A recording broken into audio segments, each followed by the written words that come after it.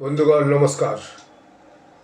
প্রথমে আপনাদেরকে আমার এই চ্যানেলটি সাবস্ক্রাইব করতে অনুরোধ করছি।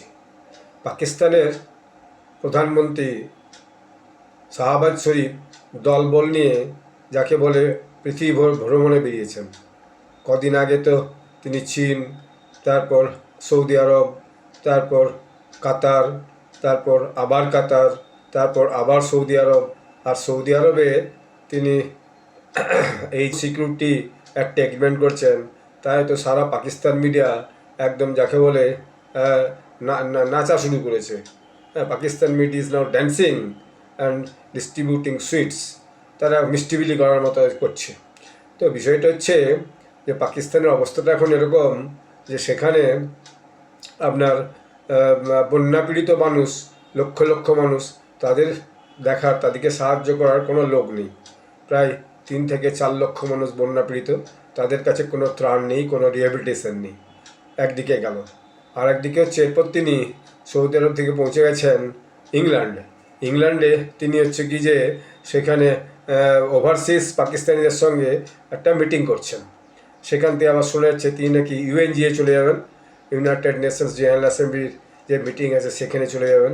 তো সেটা কদিন পরে বয়ে যাবে। তো দেশের প্রতি তার কোনো মনই নেই, খালি দেশ বিদেশ ঘুরে বেড়ানো।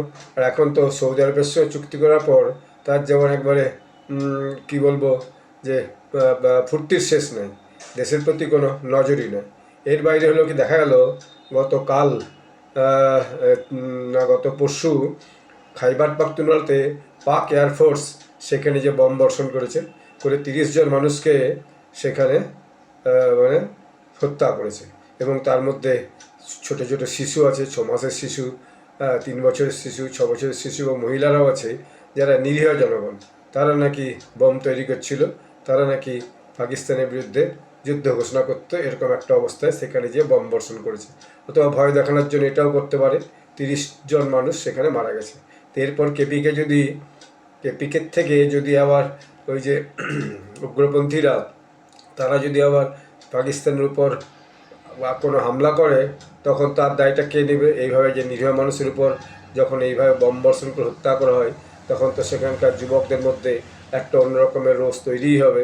তো এই ধরনের হরকত করা, এই ধরনের বাইরে কাজ করা পাকিস্তান আর্মির কখনোই উচিত হয়নি, নিরীহ মানুষের উপর এইভাবে বোমা বর্ষণ করা। তা আগামী দিনে পাকিস্তান একটা ক্রস রোডে দাঁড়িয়ে আছে এবং ডোনাল্ড ট্রাম্প এখন সৌদি আরবের সঙ্গে চুক্তি পর একদম ফায়ার হয়ে আছে যাকে বলা যায়। যাই হোক, আপনারা ভালো থাকবেন। ধন্যবাদ।